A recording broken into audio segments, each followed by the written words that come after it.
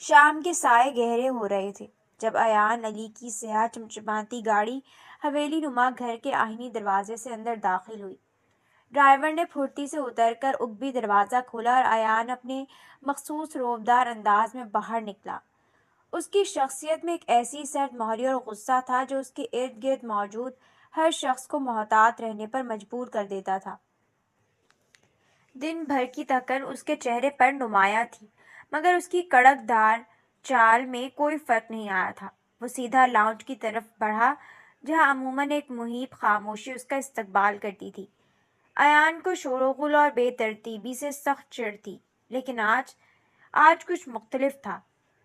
جیسے ہی اس نے لاؤنج کے وسیع و عریض اور شیشے کی طرح چمکتے فرش پر قدم رکھا، اس کی نگاہ سامنے کے منظر پر ٹھہر گئی۔ ایک لمحے کے لیے تو اسے لگا کہ شاید وہ تھکن کے باعث کچھ غلط دیکھ رہا ہے۔ سفید سنگ مرمر کے فرش پر قیمتی صوفے کے عین قدموں میں ایک سالہ معصوم سا بچہ بیٹھا اپنے چھوٹے چھوٹے ہاتھوں سے ایک ریشمی کشن کو کھینچنے کی کوشش کر رہا تھا۔ اس کی گول مٹول سی صورت، بکھرے ہوئے ریشمی بال اور بڑی بڑی سیاہ آنکھوں میں ایک عجیب سی چمک تھی۔ ایان کے قدم وہیں رک گئے اور ماتھے پر گہرے بل پڑ گئے۔ اس کی سیاہ اور تیز آنکھوں میں حیرت اور غصے کے ملے جلے تاثرات ابھرے۔ اس گھر میں کسی بچے کا کیا کام؟ یہاں تو پرندہ بھی پر مارنے سے پہلے ایان کی اجازت کا محتاج تھا۔ اسی اثناء میں پرانا ملازم رحیم بابا ٹرے میں پانی کا گلاس لیے وہاں آ پہنچا۔ ایان کے چہرے کی سختی اور اس کی نظروں کا مرکز دیکھ کر رحیم بابا کے ہاتھ پیر پھول گئے۔ یہ کیا مذاق ہے؟ ایان کی پاٹدار اور سرد آواز پورے لاؤنج میں گونجی۔ اس کی انگلی اس معصوم وجود کی طرف تھی۔ کس کا بچہ ہے یہ؟ رحیم بابا نے تھوک نگلتے ہوئے کانپتی آواز میں جواب دیا۔ صاحب وہ آج ہی نئی کیئر ٹیکر آپ کی ماں کے لیے آئی ہے، یہ اسی کا بچہ ہے۔ کیئر ٹیکر کا بچہ؟ ایان کی آواز میں غصہ مزید بڑھ گیا۔ اسے معلوم نہیں کہ یہ گھر ہے یا کوئی پلے گروپ نہیں؟ کام پر آتے ہوئے بچے ساتھ لانے کی اجازت اسے کس نے دی؟ وہ مزید کچھ سخت الفاظ کہنے ہی والا تھا کہ اچانک اس کی آواز بلند ہونے پر اس ایک سالہ بچے نے کشن چھوڑ کر ایان کی طرف دیکھا۔ ایان کے چہرے پر موجود غصے اور سختی سے بے نیاز اس بچے نے اپنے چھوٹے چھوٹے دودھیا دانت دکھاتے ہوئے ایک نہایت ہی پیاری اور بے ساختہ مسکراہٹ ایان کی طرف اچھالی۔ وہ گھٹنوں کے بل چلتا ہوا ایان کی طرف بڑھا۔ ایان جو ابھی تک غصے سے بھرا کھڑا تھا، بے اختیار ایک قدم پیچھے ہوا، مگر بچہ اس کے قیمتی جوتوں کے پاس آ کر رک گیا اور اپنے ننھے منھے نرم و نازک ہاتھوں سے ایان کی پینٹ کا کپڑا پکڑ کر کھڑا ہونے کی کوشش کرنے لگا۔ بچے کے اس لمس میں نہ جانے کیسا جادو تھا، کیسی عجیب سی کشش تھی کہ ایان کے ماتھے پر پڑے بل اچانک ڈھیلے پڑنے لگے۔ وہ بچہ اپنی معصومیت اور بے پناہ کشش سے جیسے ایان کو اپنی جانب کھینچنے لگا تھا۔ وہ جو بچوں سے ہمیشہ دور بھاگتا تھا، آج اس ایک سالہ وجود کے آگے خود کو بے بس محسوس کر رہا تھا۔ بچے نے ڈگمگاتے ہوئے کھڑے ہو کر اپنے دونوں ہاتھ ایان کی طرف اوپر اٹھا دیے، جیسے گود میں اٹھانے کی ضد کر رہا ہو۔ رحیم بابا آگے بڑھا۔ صاحب میں اسے لے جاتا ہوں، آپ کو تنگ کر رہا ہے؟ نہیں، ایان کے منہ سے بے ساختہ نکلا۔ اس نے خود آگے بڑھ کر قدرے جھجکتے ہوئے اس ننھے وجود کو اپنے مضبوط ہاتھوں میں اٹھا لیا۔ بچے نے فوراً اپنے چھوٹے سے ہاتھ ایان کے گلے میں ڈال دیے اور اس کے سوٹ کے کالر سے کھیلنے لگا۔ ایک انجان سی حرارت اور سکون ایان کے سرد وجود میں اترنے لگا۔ میں اسے اپنے کمرے میں لے جا رہا ہوں، تم میرا کافی کا مگ وہیں بھجوا دو اور اس کی ماں سے کہو کہ دھیان رکھا کرے۔ ایان نے ایک سرسری سا حکم دیا اور بچے کو سینے سے لگائے سیڑھیوں کی طرف بڑھ گیا۔ رحیم بابا حیرت سے پھٹی آنکھوں کے ساتھ اپنے سخت گیر مالک کو ایک بچے کے ساتھ جاتے ہوئے دیکھتا رہ گیا۔ دوسری جانب کچن کے ایک کونے میں کھڑی ہما کے دل کی دھڑکنیں بے ترتیب ہو رہی تھیں۔ وہ ایک ایسی لڑکی تھی جسے حالات نے وقت سے پہلے ہی بہت کچھ سکھا دیا تھا۔ 2 سال قبل اس کی زندگی میں جو طوفان آیا تھا، اس نے اس سے اس کا سب کچھ چھین لیا تھا۔ اب اس کا کوئی نہیں تھا سوائے اس کے اس ایک سالہ بیٹے کی۔ وہ اپنے بچے کو گھر اکیلا نہیں چھوڑ سکتی تھی، نہ ہی اس کے پاس کوئی ایسا رشتہ دار تھا جو اس کی دیکھ بھال کرے۔ جب اسے معلوم ہوا کہ اس حویلی میں بیگم صاحبہ کے لیے ایک کیئر ٹیکر کی ضرورت ہے جو ان کی دوائیاں اور خیال رکھ سکے، تو جاب ملتے ہی وہ فوراً چلی آئی تھی۔ اسے پیسوں کی سخت ضرورت تھی اور وہ جانتی تھی کہ اسے ہر حال میں یہ نوکری بچانی ہے۔ اسے ڈر تھا کہ مالکان بچے کو دیکھ کر اعتراض نہ کریں، مگر بیگم صاحبہ ایک نرم دل خاتون تھی، اس لیے صبح تو کوئی مسئلہ نہیں ہوا۔ لیکن اب حویلی کے ملازمین کی سرگوشیوں سے اسے اندازہ ہو رہا تھا کہ اس گھر کا اصل مالک چھوٹے صاحب واپس آ چکا ہے، اور اس کی مزاج کے سختی کے قصے کچن تک گونج رہے تھے۔ ہما کا دل اپنے بچے کے لیے پریشان تھا جسے وہ لاؤنج میں بٹھا کر بیگم صاحبہ کی دوا لینے آئی تھی۔ ہما بی بی، رحیم بابا نے کچن میں داخل ہوتے ہی آواز دی، تمہارا بچہ صاحب کے پاس ہے، وہ اسے اپنے کمرے میں لے گئے ہیں۔ یہ کافی کی ٹرے لو اور فوراً صاحب کے کمرے میں دے آؤ، اور سننا، صاحب بہت غصے والے ہیں، ذرا احتیاط سے بات کرنا۔ ہما کے ہاتھ پاؤں ٹھنڈے پڑ گئے۔ صاحب کے پاس؟ اس کا دل ہولنے لگا، کہیں صاحب نے غصے میں بچے کو کچھ کہہ نہ دیا ہو، کہیں اس کی نوکری نہ چلی جائے۔ وہ جلدی سے ٹرے اٹھائے لرزتے قدموں کے ساتھ سیڑھیوں کی طرف بڑھی۔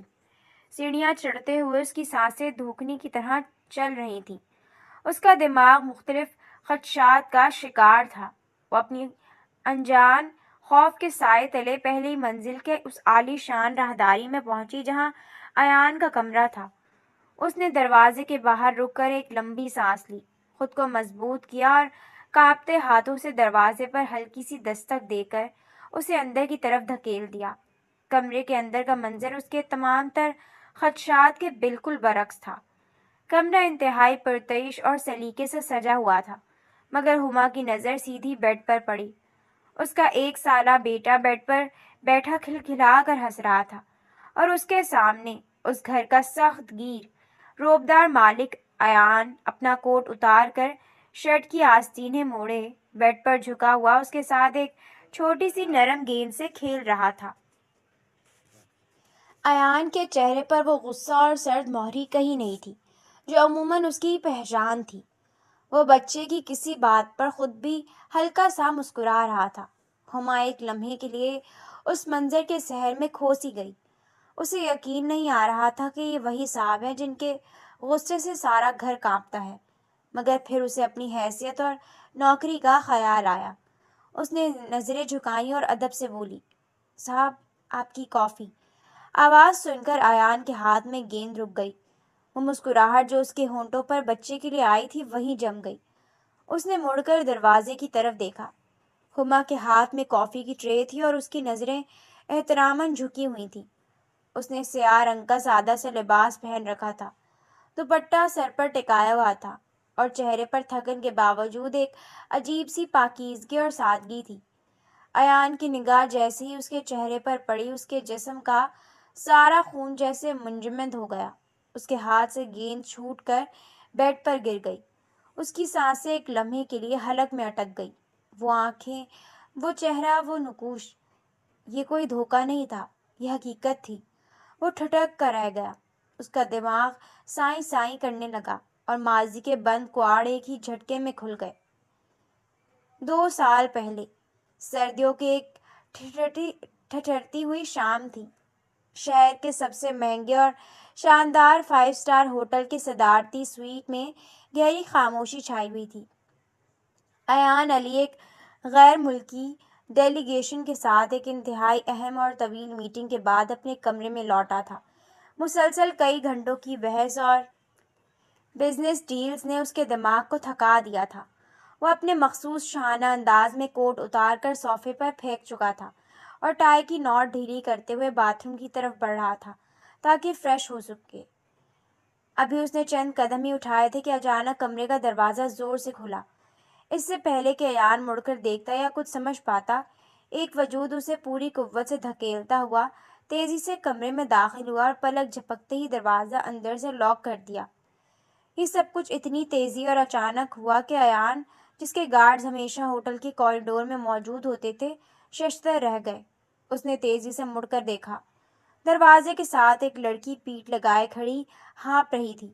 اس نے ہوٹل کے ریسیپشن اسٹاف کا یونیفارم پہن رکھا تھا، بال بکھرے ہوئے تھے اور چہرے پر خوف کے گہرے سائے تھے۔ کون ہو تم؟ اور تمہاری ہمت کیسی ہے میرے کمرے میں اس طرح گھسنے کی؟ ایان کی پاٹدار اور غصے سے بھری آواز کمرے میں گونجی۔ وہ ایک قدم آگے بڑھا، اس کی آنکھوں میں شعلے بھڑک رہے تھے۔ لڑکی نے گھبرا کر سر اٹھایا، اس کی بڑی بڑی آنکھوں میں آنسوؤں کا سمندر تھا اور چہرے پر وحشت تھی۔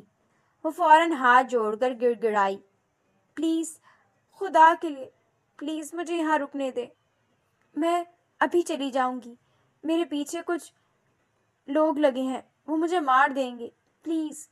ایان کا غصہ کم ہونے کے بجائے مزید بڑھ گیا۔ وہ کسی غیر متعلقہ شخص کو یوں اپنے پرائیویٹ اسپیس میں برداشت کرنے کا عادی نہیں تھا۔ مجھے اس سے کوئی غرض نہیں کہ تمہارے پیچھے کون ہے، میں تمہیں جانتا تک نہیں، ایسے کیسے تمہیں اپنے کمرے میں رکنے دوں؟ فوراً باہر نکلو ادھر سے، کہ پہلے میں سیکیورٹی کو بلاؤں، اس نے درستگی سے کہا اور فون کی طرف ہاتھ بڑھایا۔ لڑکی کے صبر کا پیمانہ چھلک پڑا، اس کی آنکھوں سے آنسو ٹوٹ کر گرنے لگے۔ اس نے تیزی سے آگے بڑھ کر ایان کے ہاتھ سے ریسیور چھیننے کی کوشش کی۔ نہیں، پلیز ایسا مت کریں، آپ نہیں جانتے کہ میں کس طرح کے حالات سے گزر رہی ہوں، اگر انہوں نے مجھے پکڑ لیا تو میری زندگی برباد ہو جائے گی، میں آپ کے پاؤں پڑتی ہوں، مجھے صرف کچھ وقت کے لیے یہاں پناہ لینے دے، میں خود یہاں سے چلی جاؤں گی۔ وہ پھوٹ پھوٹ کر روتے ہوئے ایان کی منتیں کرنے لگی۔ اس کی بے بسی اور آنسوؤں میں کچھ ایسی سچائی تھی کہ ایان جو پتھر دل مشہور تھا ایک لمحے کے لیے رک گیا۔ وہ مجبور ہو گیا۔ اس نے فون واپس کریڈل پر رکھ دیا، مگر اس کے ماتھے کے بل جوں کے توں تھے۔ لڑکی دوبارہ دروازے کے قریب جا کر کھڑی ہو گئی اور کان لگا کر باہر کی آہٹیں سننے لگی۔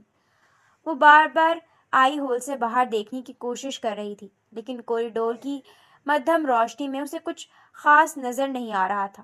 کمرے میں ایک محیط خاموشی چھا گئی، جسے صرف اس لڑکی کی تیز اور بے ترتیب سانسیں توڑ رہی تھیں۔ ایان صوفے پر بیٹھ کر اسے کڑی نظروں سے گھور رہا تھا۔ تبھی اچانک دروازے پر دستک ہوئی۔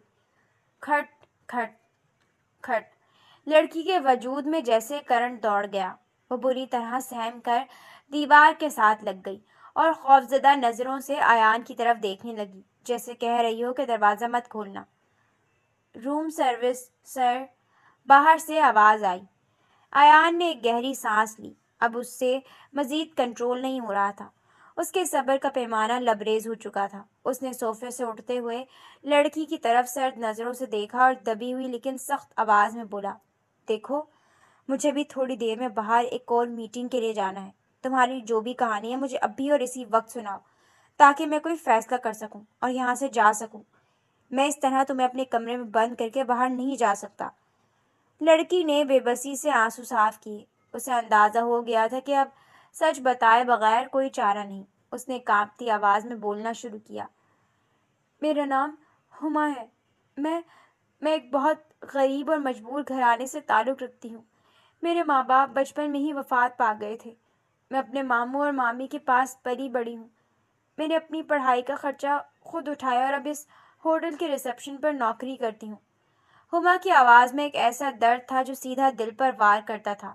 ایان خاموشی سے کھڑا اسے سن رہا تھا۔ میری مامی کو میرا اس گھر میں رہنا کبھی پسند نہیں آیا۔ وہ میرے سکون کی دشمن ہے۔ اب انہوں نے میرا رشتہ ایک ایسے شخص سے طے کر دیا ہے جو ایک نمبر کا جواری اور غنڈہ ہے۔ وہ ہر وقت جوا کھیلتا ہے اور شراب پیتا ہے۔ میں اس شخص سے کسی صورت شادی نہیں کرنا چاہتی۔ میں نے مامی کی بہت منتیں کی، لیکن انہوں نے اسی جواری سے پیسے لے رکھے ہیں۔ ہما ہچکیوں سے رونے لگی تھی۔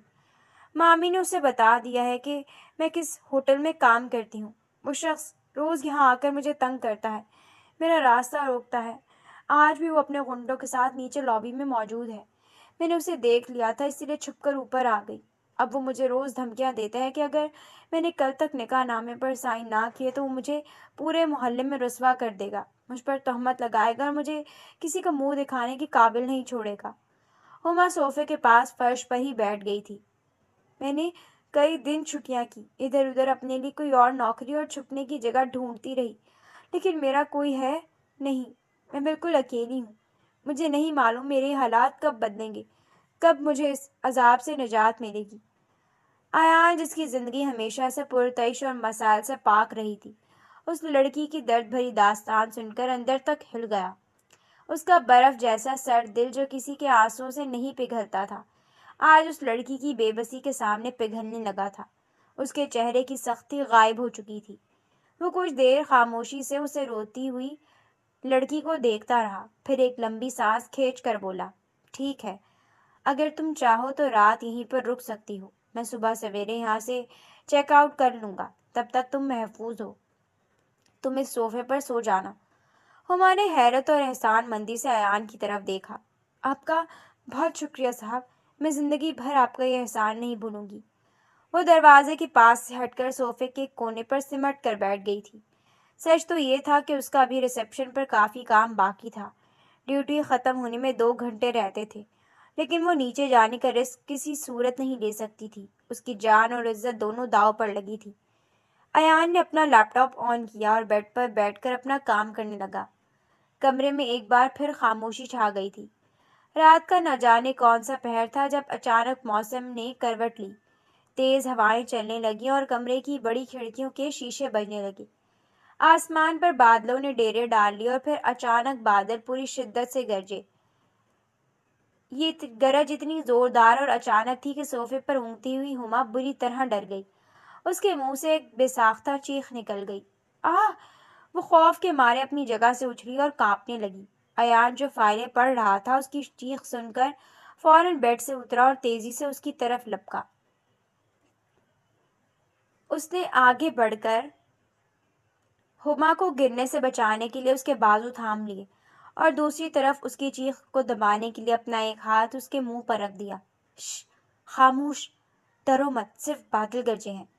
ایان کی آواز میں ایک عجیب سی نرمی اور سرگوشی تھی۔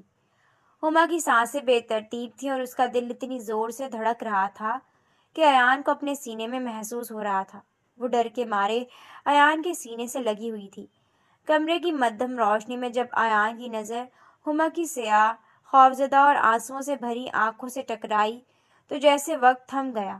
ایک عجیب سی کشش، ایک اندیکھی آگ تھی جس نے ان دونوں کو اپنی لپیٹ میں لے لیا تھا۔ ہما کی قربت، اس کے وجود کی بھینی بھینی خوشبو اور اس کی بے پناہ معصومیت نے ایان کے ہوش و حواس اڑا دیے تھے۔ وہ جو دنیا بھر کی خوبصورت لڑکیوں کو خاطر میں نہیں لاتا تھا، آج اس معمولی سی ریسپشنسٹ کی غربت سے پگھل رہا تھا۔ ہما کے لبوں پر رکھا ایان کا ہاتھ دھیرے دھیرے پھسلا اور اس کے رخسار کو چھونے لگا۔ اس لمس میں ایک جادو تھا جو دونوں کو مدہوش کر رہا تھا۔ ہما نے بھی مزاحمت نہیں کی۔ شاید وہ بھی اس کی پناہ، اس کے تحفظ کے سحر میں کھو چکی تھی۔ ایک انجانی سی بے خودی نے ایان کو اپنی طرف کھینچ لیا۔ وہ یہ بھی بھول گیا کہ وہ کہاں موجود ہے، اس کا رتبہ کیا ہے اور یہ لڑکی کون ہے۔ بارش کے طوفان کے ساتھ ساتھ اس رات کمرے کے اندر بھی ایک طوفان برپا تھا، جذبات کا طوفان جس نے 2 اجنبیوں کو ایک ایسے بندھن میں باندھ دیا جس کا انجام انہیں معلوم نہیں تھا۔ اور اب وہ اس کے گھر میں اس کی ماں کی کیئر ٹیکر کے طور پر موجود تھی۔ صاحب! ہما کی لرزتی ہوئی آواز نے ایان کو ماضی کے اس گہرے بھنور سے کھینچ کر واپس حال میں لا پٹکا۔ وہ بری طرح چونکا، جیسے کوئی گہری نیند سے جاگا ہو۔ اس کے سامنے وہی ہما کھڑی تھی، وہی آنکھیں، وہی نقوش، مگر اب وہ اس ہوٹل کی ریسپشنسٹ نہیں بلکہ اس کے اپنے گھر میں اس کی اپنی ماں کی کیئر ٹیکر بن کر کھڑی تھی۔ اور پھر ایان کی نظریں ہما سے ہٹ کر بیڈ پر بیٹھے اس 1 سالہ معصوم بچے پر پڑیں۔ اس کے دماغ میں تیزی سے حساب کتاب چلنے لگا۔ 9 مہینے کی مدت اور یہ 1 سال کا بچہ، 2 سال کا عرصہ۔ ایان کے پیروں تلے سے جیسے زمین نکل گئی۔ اس کا دل سینے کی پسلیاں توڑ کر باہر آنے کو بے تاب تھا۔ وہ حیرت، صدمے اور ایک ناقابل بیان احساس جرم کے ملے جلے جذبات میں گھرا پھٹی پھٹی آنکھوں سے کبھی اس بچے کو دیکھتا تو کبھی مجرموں کی طرح سر جھکائے کھڑی ہما کو۔ یہ اسی کا بچہ تھا، اس کے اپنے خون کا حصہ جو آج اس کے قدموں میں کھیل رہا تھا۔ وہ ہما جسے وہ اس رات کے بعد کبھی ڈھونڈ نہیں پایا تھا، آج قدرت اسے خود اس کے گھر، اس کے بیڈ روم تک لے آئی تھی۔ تم؟ ایان کے حلق سے بمشکل ایک لفظ نکلا۔ اس کی آواز میں وہ روب نہیں تھا بلکہ ایک ایسی کپکپاہٹ تھی جو اس نے زندگی میں پہلی بار محسوس کی تھی۔ کمرے کی فضا میں ایک بار پھر وہی طوفانی رات والی خاموشی اور تناؤ چھا گیا تھا، لیکن اس بار فیصلہ ہوٹل کے کمرے میں نہیں بلکہ ایان کے اپنے گھر اور اس کی زندگی کی بنیادوں پر ہونا تھا۔ کمرے میں ایک ایسا بوجھل اور جان لیوا سکوت طاری تھا جسے صرف بیڈ پر بیٹھے اس معصوم بچے کی ہلکی ہلکی کلکاریوں کی آواز توڑ رہی تھی۔ ایان علی جو اپنے فیصلوں اور اپنے روب کے لیے پورے شہر میں جانا جاتا تھا، اس وقت بت بنا کھڑا تھا۔ اس کی نظریں ہما کے جھکے ہوئے چہرے پر جمی تھیں اور دل کے اندر ایک طوفان برپا تھا۔ ہما کے ہاتھ میں پکڑی چائے کی ٹرے ہلکی ہلکی لرز رہی تھی، جس سے پیالیوں کے ٹکرانے کی مدھم آواز پیدا ہو رہی تھی۔ ایان نے ایک گہرا سانس لیا، جیسے اپنے بکھرتے ہوئے حواس کو یکجا کرنے کی کوشش کر رہا ہو۔ اس نے چند قدم آگے بڑھائے۔ اس کی آواز میں ایک عجیب سی لرزش اور بے یقینی تھی۔ ہما، اس نے پکارا تو ہما کے وجود میں ایک سنسنی سی دوڑ گئی۔ تم وہی ہو نا جو اس رات اس ہوٹل کے روم میں مجھے ملی تھی؟ ہما نے دھیرے سے اپنا سر اٹھایا۔ اس کی سیاہ اور گہری آنکھوں میں آنسوؤں کی ایک چمک تھی، مگر اس کی نظروں میں کوئی شعور نہیں تھا۔ اس نے نہایت دھیمی لیکن واضح آواز میں جواب دیا، جی، میں وہی ہوں۔ یہ دو لفظ ایان کے لیے کسی دھماکے سے کم نہیں تھے۔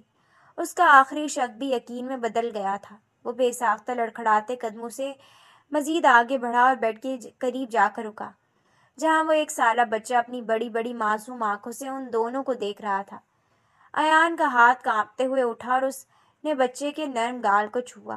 ایک انجان سی حرارت اس کی انگلیوں سے ہوتی ہوئی سیدھی دل تک اتری۔ اور یہ بچہ؟ ایان کی آواز گلے میں اٹکنے لگی تھی۔ وہ سوال کر رہا تھا لیکن اسے جواب پہلے سے معلوم تھا۔ ہما نے اپنی نظریں دوبارہ جھکا لیں اور اس کی پلکوں سے ایک آنسو ٹوٹ کر اس کے گال پر گرا۔ جی، یہ آپ کا ہے۔ اس اعتراف کے ساتھ ہی ایان کے دل پر ندامت اور صدمے کا ایک گہرا اور تاریک احساس چھانے لگا۔ اسے لگا جیسے کمرے کی چھت اس کے اوپر آ گری ہو، اس کے گھٹنوں میں جیسے جان نہ رہی ہو۔ وہ وہیں بیڈ کے کنارے پر دھپ سے بیٹھ گیا۔ اس نے اپنے دونوں ہاتھوں سے اپنا چہرہ چھپا لیا۔ ماضی کا وہ لمحہ اسے کسی خنجر کی طرح چبھ رہا تھا۔ کچھ دیر کمرے میں صرف ایان کی بھاری سانسوں اور ہما کے خاموش آنسوؤں کی آواز گونجتی رہی۔ پھر ایان نے چہرہ اٹھایا۔ اس کی آنکھیں سرخ ہو چکی تھیں۔ میں نے اس رات کے بعد تمہیں بہت ڈھونڈا ہما۔ ایان کی آواز میں ایک ایسی ٹوٹ پھوٹ تھی جو ہما نے اس مغرور شخص میں کبھی تصور بھی نہیں کی تھی۔ میں بہت شرمندہ تھا۔ وہ رات گزرنے کے بعد جب مجھے ہوش آیا تو مجھے یہ احساس مارے ڈال رہا تھا کہ میں نے کیا کر دیا ہے۔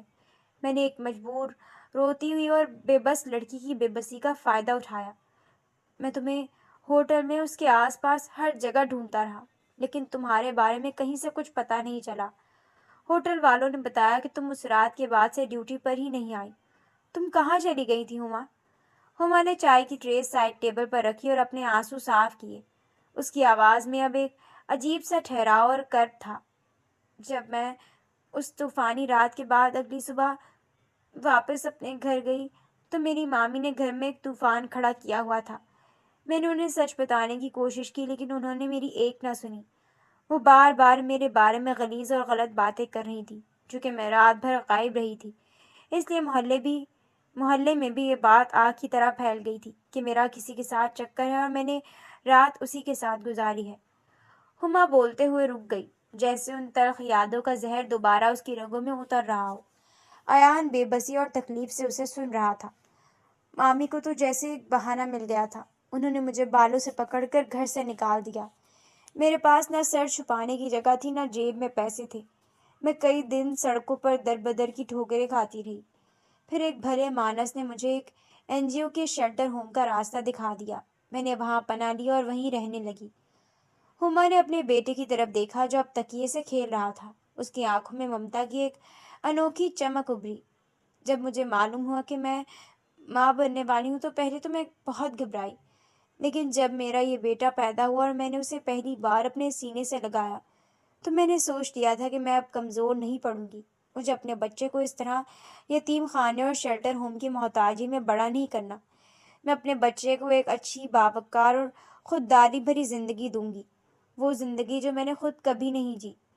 ہما کی آواز میں اب ایک ماں کا عزم اور حوصلہ تھا۔ اس لیے میں نے شیلٹر ہوم سے نکل کر نوکری کے لیے ہاتھ پاؤں مارنا شروع کر دیے۔ میں نے مختلف جگہوں پر چھوٹی موٹی نوکریاں کی، لوگوں کے گھروں میں کام کیا اور اپنے بیٹے کا پیٹ پالنے لگی۔ پھر مجھے ایک جاننے والی کے ذریعے اس حویلی میں کیئر ٹیکر کی نوکری کا پتہ چلا۔ میں یہاں انٹرویو دینے آ گئی اور میں نے خدا کا لاکھ لاکھ شکر ادا کیا کہ مجھے ایک باعزت نوکری کے ساتھ ساتھ رہنے کے لیے ایک محفوظ چھت بھی مل رہی تھی۔ میں اب یہاں بہت مطمئن تھی، لیکن ہما نے ایک گہری سانس لی اور ایان کی آنکھوں میں دیکھا۔ خدا کی قسم، میں بالکل نہیں جانتی تھی کہ یہ آپ کا گھر ہے۔ ہما نے جب اپنے اس 1 سال کے دکھوں، دربدر کی ٹھوکروں اور اذیت ناک سفر کی داستان سنائی تو ایان کا سینہ جیسے پھٹنے لگا۔ اسے اپنے آپ سے گھن آنے لگی تھی۔ اس نے شہر کے سب سے طاقتور اور امیر ترین انسان نے ایک معصوم لڑکی کی زندگی کو کس طرح جہنم بنا دیا تھا۔ ایان ایک دم اپنی جگہ سے اٹھا۔ اس نے وہ کیا جو اس نے اپنی پوری زندگی میں کبھی کسی کے سامنے نہیں کیا تھا۔ اس نے ہما کے بالکل سامنے کھڑے ہو کر اپنے دونوں ہاتھ جوڑ لیے۔ اس کا سر ندامت سے جھکا ہوا تھا۔ مجھے معاف کر دو ہما، ایان کی آواز بھر آ گئی تھی۔ میں نے تمہارے ساتھ بہت بڑی زیادتی کی ہے۔ میں اگر اپنی ساری زندگی اور ساری دولت بھی تمہارے قدموں میں رکھ دوں تب بھی اپنے اس گناہ کا، اس جرم کا کفارہ ادا نہیں کر سکتا۔ میں ایسا نہیں تھا ہما، میں نے زندگی میں کبھی ایسا نہیں کیا تھا۔ میں نے کبھی کسی کی مجبوری کا، کسی کی بے بسی کا اس طرح فائدہ نہیں اٹھایا تھا۔ میں نہیں جانتا کہ اس طوفانی رات میں مجھے کیا ہو گیا تھا، کس طرح میں بہک گیا، کس طرح میں اپنے ہوش و حواس کھو بیٹھا اور تمہارے اتنے قریب آ گیا کہ میں نے تمہاری زندگی تباہ کر دی۔ مجھے سچ میں کوئی اندازہ نہیں تھا کہ میرے اس ایک لمحے کے اندھے پن نے تمہیں کتنی اذیت ناک سزا دی ہے۔ مجھے معاف کر دو۔ ایان کے ہاتھ جڑے ہوئے تھے اور وہ ایک مجرم کی طرح اس لڑکی کے سامنے کھڑا تھا جو اس کے اپنے گھر میں ملازمہ بن کر آئی تھی۔ ہما نے جب ایان کو اس طرح ہاتھ جوڑے اور ٹوٹتے ہوئے دیکھا تو اس کا دل بھی نرم پڑ گیا۔ وہ ایک سلجھی ہوئی اور صابر لڑکی تھی۔ اس نے جلدی سے اپنے ہاتھ آگے بڑھا کر ایان کے جڑے ہوئے ہاتھوں کو روکا۔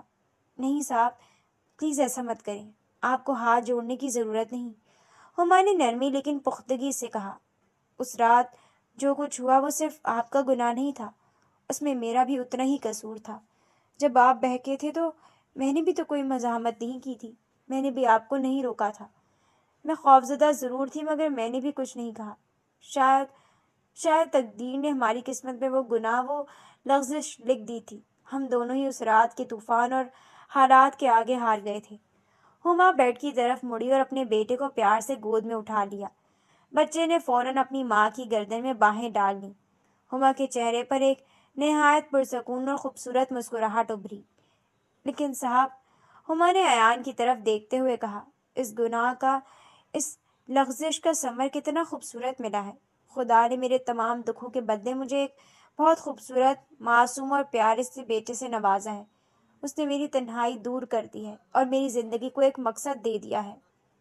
ایان نے نم آنکھوں سے اس خوبصورت منظر کو دیکھا۔ ایک ماں اپنے بچے کو سینے سے لگائے کھڑی تھی، ایک ایسا بچہ جس میں ایان کا خون دوڑ رہا تھا، لیکن ایان کے ذہن میں ابھی بھی ایک سوال بری طرح کھٹک رہا تھا۔ ہما، ایان نے گلیگیر آواز میں پوچھا، جب تم اتنے برے حالات میں تھی، جب تمہیں گھر سے نکال دیا گیا تھا، تم دربدر کی ٹھوکریں کھا رہی تھی، تب تم نے مجھے ڈھونڈنے کی کوشش کیوں نہیں کی؟ تم جس ہوٹل میں کام کرتی تھی انہیں میرے بارے میں سب معلوم تھا۔ تم چاہتی تو ہوٹل کی انتظامیہ سے میرا نام اور پتہ لے کر مجھے بہت آسانی سے ڈھونڈ سکتی تھی۔ تم نے ایسا کیوں نہیں کیا؟ ہما کچھ دیر خاموش رہی۔ وہ اپنے بیٹے کے بالوں میں انگلیاں پھیرتی رہی اور پھر اس نے نظریں اٹھا کر پورے وقار کے ساتھ ایان کی طرف دیکھا۔ اس کی آنکھوں میں اب کوئی آنسو یا بے بسی نہیں تھی، بلکہ ایک حیرت انگیز خودداری چمک رہی تھی۔ صاحب، میں چاہتی تو واقعی آپ کو ڈھونڈ سکتی تھی۔ مجھے معلوم تھا کہ آپ کوئی بہت بڑے اور امیر انسان ہیں، لیکن ہما کی آواز میں ایک ایسا درد اور سچائی تھی جس نے ایان کو اندر تک ہلا دیا۔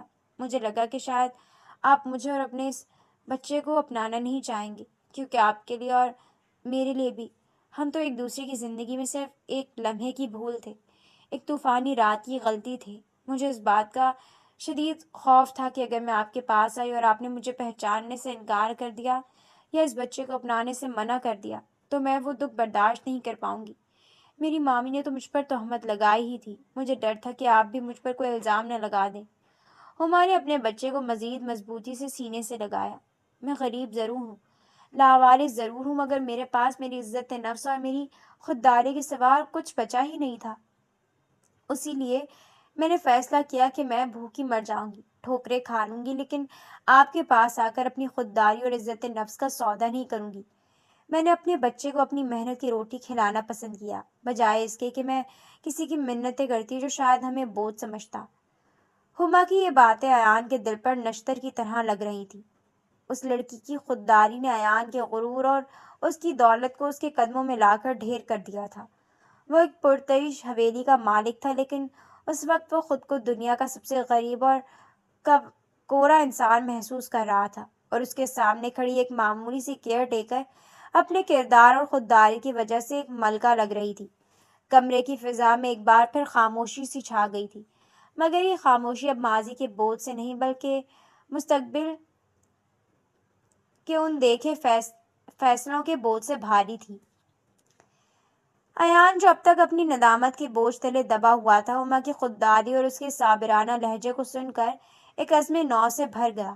اسے احساس ہوا کہ قدرت نے اسے ایک دوسرا موقع دیا ہے اپنے گناہ کا کفارہ ادا کرنے کا، اور اس معصوم جان کو اس کا جائز حق دینے کا جو اب تک بن باپ کے لیبل کے ساتھ جی رہا تھا۔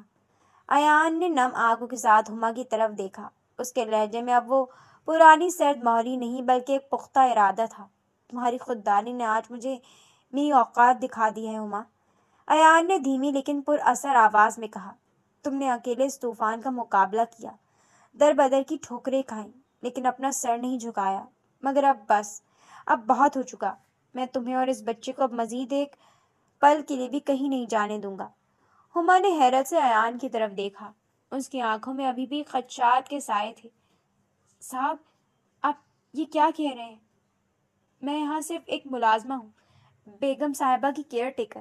نہیں، ایان نے اسے بیچ میں ہی ٹوک دیا۔ وہ ایک قدم مزید آگے بڑھا اور ہما کی آنکھوں میں آنکھیں ڈال کر بولا، تم اس گھر کی ملازمہ نہیں ہو، اور نہ ہی یہ بچہ کسی گمنامی میں پلے گا۔ ہم نکاح کریں گے۔ میں دنیا کے سامنے تمہیں اپنی شریک حیات کے طور پر اپناؤں گا، اور اس بچے کو وہ نام دوں گا جس کا یہ حقدار ہے۔ ایان علی کا بیٹا کسی شیلٹر ہوم یا پرائے گھروں کی خاک نہیں چھانے گا، وہ اس حویلی کا وارث بن کر جیے گا۔ ہما کے ہاتھ پاؤں ٹھنڈے پڑ گئے، اسے اپنی سماعتوں پر یقین نہیں آ رہا تھا۔ لیکن صاحب، بیگم صاحبہ، دنیا والے، آپ کا رتبہ، لوگ کیا کہیں گے؟ کہ ایان علی نے ایک معمولی سی ملازمہ سے لوگوں کی پرواہ میں نے کبھی نہیں کی ہما، اور اب تو بالکل نہیں کروں گا۔ جہاں تک میری ماں کا تعلق ہے تو وہ مجھ سے زیادہ اس سچ کی حقدار ہے۔ ایان نے مڑ کر بیڈ پر بیٹھے بچے کو دیکھا جو اب اپنے انگوٹھے کو منہ میں لیے بڑی معصومیت سے ان دونوں کی گفتگو سن رہا تھا۔ ایان نے آگے بڑھ کر اسے گود میں اٹھایا اور ہما سے مخاطب ہوا، میرے ساتھ آؤ۔ بیگم صاحبہ اپنے کمرے میں تسبیح پڑھ رہی تھی جب ایان اور ہما داخل ہوئے۔ ایان کی گود میں بچے کو دیکھ کر وہ مسکرائیں، لیکن جب انہوں نے اپنے بیٹے کے چہرے پر سنجیدگی اور ہما کی آنکھوں میں آنسو دیکھے تو وہ ٹھٹک گئیں۔ ایان بیٹا، کیا ہوا ہے؟